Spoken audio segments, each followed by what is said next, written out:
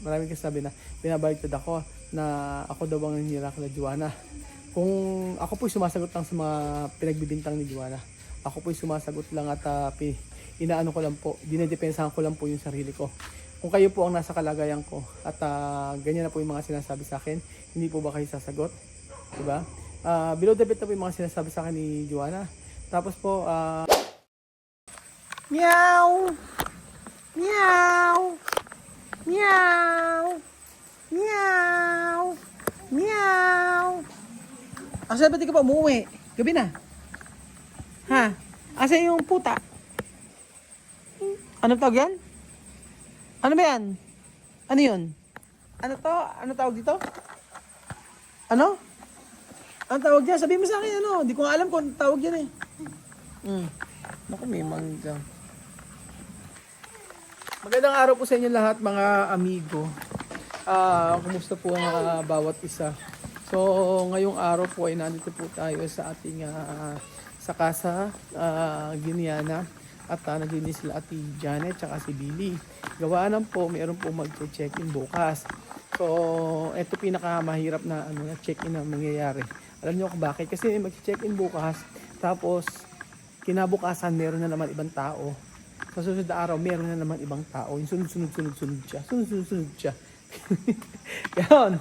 Kaya lang, ito yung mahirap kasi after nitong meron naman siyang pagitan na 4 na oras.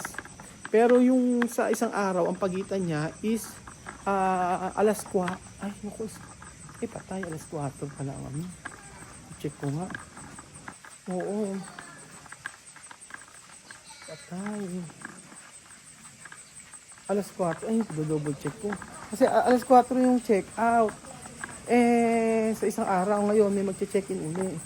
Kaya kailangan kong ayusin. Ang problema ko, ang problema kasi mga amigo, pag ganyan talagang yung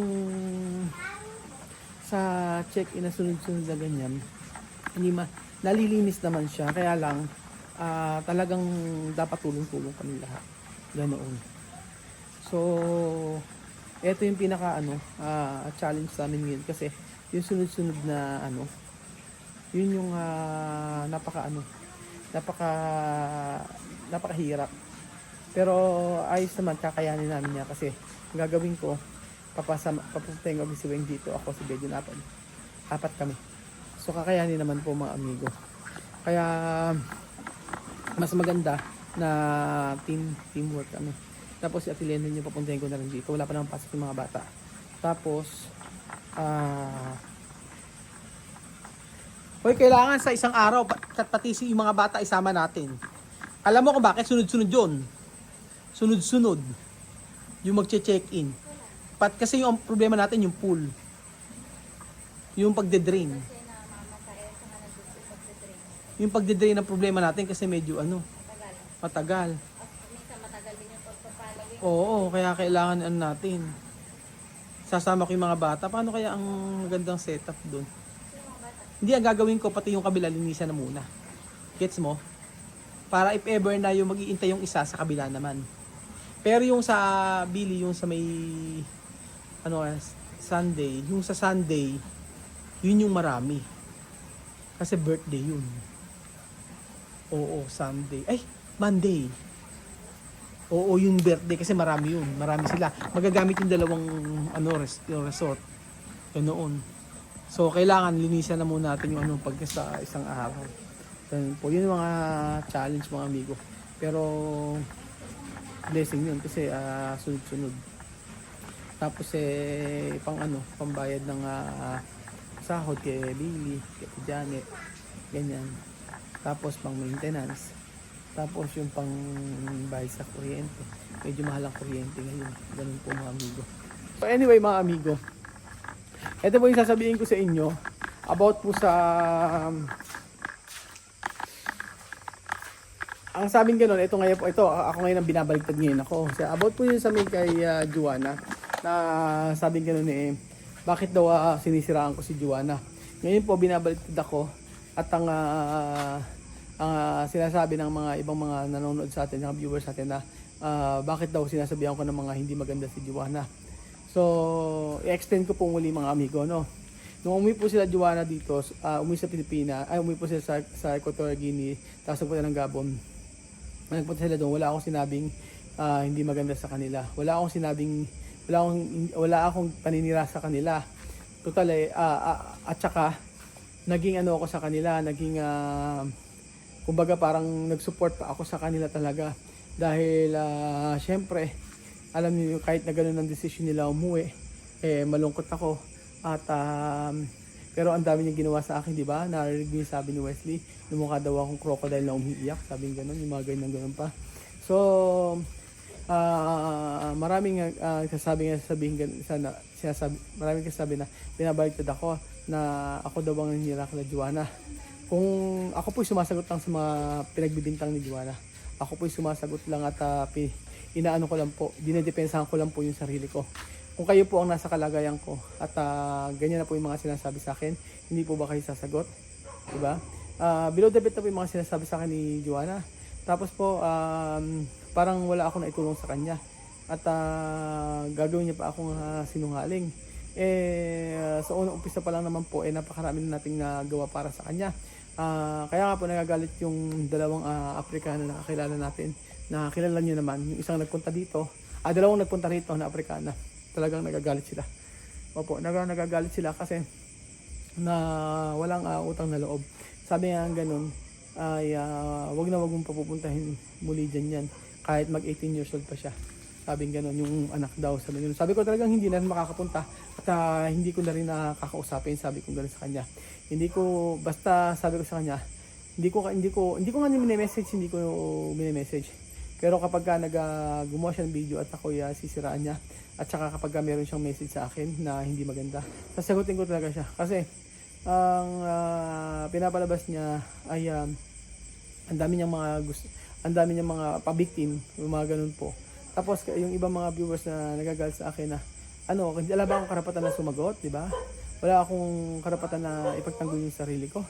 Sa lahat naman ng nangyari, mga amigo, naging naman ako, di ba? Sa lahat naman nangyari, pinakita ko naman sa inyo ang lahat dito na nangyayari sa amin, except po yung mga sinasabi niyo mga kasiraan.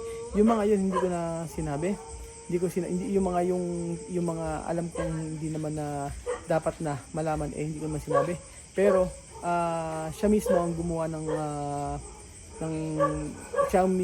kasinungalingan. So kailangan ko sumagot. Diba? Pag hindi po ako sumagot, mga amigo, ang iisipin ng ibang tao ay ganyan pala si Raul. Kasi nabasa ko po yung mga sa comment, sabi niya, puro against sa akin. At sabi ko nga po sa inyo, hindi naman din ako na yung naapektuhan. Kasi isipin niyo po, mag-comment yan ng sabi mo ng 100 lang naman yan. Pero yung mga naniniwala sa atin, mas marami po, mga amigo. Kaya nga po, minabuti ko na sabi ko nga sasagutin ko talaga lahat yan. Tapos marami pa ako nang sasabihin kapag ka hindi po siya huminto sa ginagawa niya.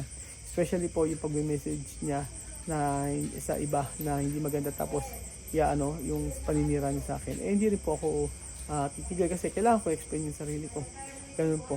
Kaya sabi ko nga po sa inyo ng dati, pagka nakabalik na sila sa Guinea, ang ganda pa, isipin nyo nga po, nandun pa sila sa Gabon.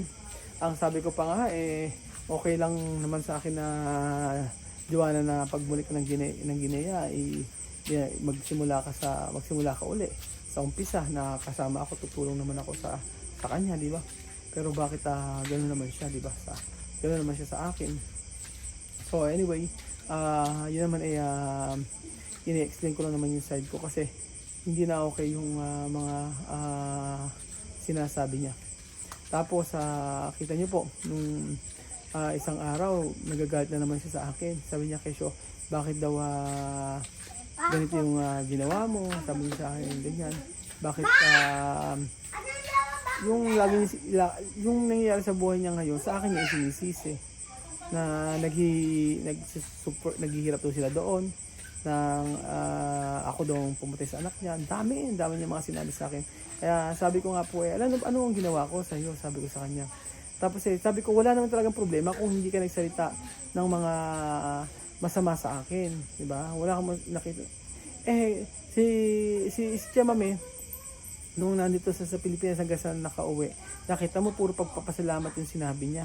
Kasi yung decision niyang umuwi na yon ay yung decision niya umuwi na yon yun yung gusto niya. Pero never siya nagsabi sa akin ng mga against sa akin kasi alam niya na wala akong ginawa sa masama sa kanya. Iba talaga yung pag grateful ka kaysa yung iba talaga pag grateful ka kasi sabi nga ni Chama May, hanggang mamatay ako, nasa side mo ako. Ganon siya. Hanggang sa mamatay ako, nasa side mo ako. Kunin mo kami or hindi mo kami kunin.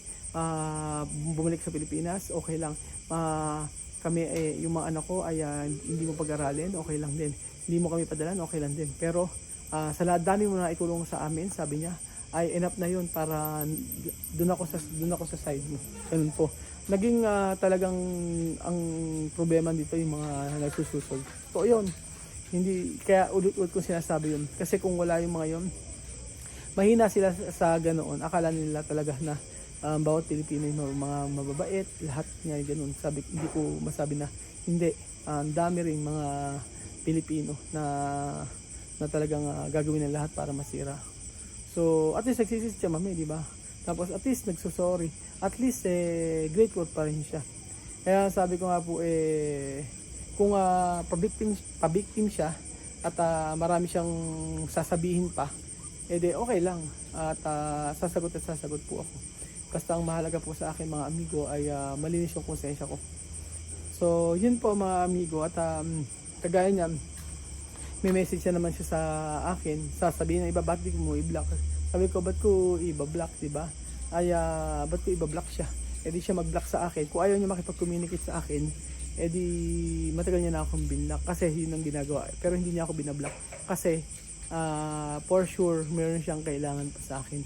Pero, sabi ko nga, wala na ako ibibigay na tulong sa kanya. Unless na lang may subscriber na magbibigay ng tulong sa kanya. Kasi, meron pang isang subscriber na nangako na magbibigay. At sabi niya, nantayin lang daw niya yung sahod niya. Tapos, tatlo sabay sa katapusan yung dalawa. Tapos yung isa inaantay lang. Pero yung isa parang hindi ko sure kung matutuloy pa yun.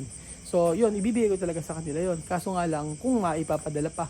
Kaso sa mga nangyayari ngayon, ewan ko po mga amigo.